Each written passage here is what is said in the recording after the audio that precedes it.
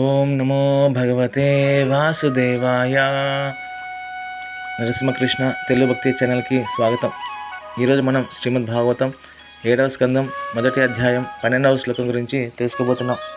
ఈ శ్లోకంలో భగవంతుడు దేవతల వైపే ఉంటాడా, రాక్షసులని ద్వేషిస్తాడా అనే విషయం ఈ శ్లోకం యొక్క భావం ద్వారా తెలుసుకుందాం. సూర్యుడు అందరికీ సమానంగా వెలుతురిస్తాడు, కానీ ఒక రైతు ఆ వెలుతురుతో పంట పండించుకుంటాడు. మరొకరు ఇంట్లో తలుపులు మూసుకొని చీకట్లోనే ఉంటాడు. అందుకే సమస్య సూర్యుడిలో కాదు, మన ఎంపికలో ఉంది. అదేవిధంగా శ్రీకృష్ణ భగవానుడు అందరికీ సమానంగా కృపనిస్తాడు, కానీ వినయం, భక్తి, సత్సంగం ఉన్నవారు ఆ కృపను ఎక్కువగా స్వీకరిస్తారు. అహంకారం, కామం, క్రోధం ఉన్నవారు తమ మనస్సులోనే చిక్కుకుపోతారు.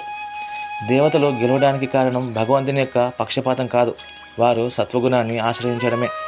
అలాగే రాక్షసులు ఓడిపోవడానికి కారణం భగవంతుని యొక్క కోపం కాదు, వారు తమ అహంకారానికి బానిసలు కావడం. కావున ఎవరైతే శ్రీకృష్ణ భగవాన్ని ఆశ్రయిస్తారో వారు శ్రీకృష్ణవాని యొక్క కృపను సంపూర్ణంగా పొందుతారు. అదేవిధంగా మన హృదయంలో సత్వగుణం, భక్తి, వినయం ఎంతగా ఉంటాయో ఆయన యొక్క కృప మనకు అంత సంపూర్ణంగా లభిస్తుంది. జయ శ్రీమన్నారాయణ. ఈ యొక్క శ్రీమద్ భాగవత కథాశ్రవణం మీరే కాకుండా దయచేసి మీ పిల్లలకు కూడా చెప్పండి.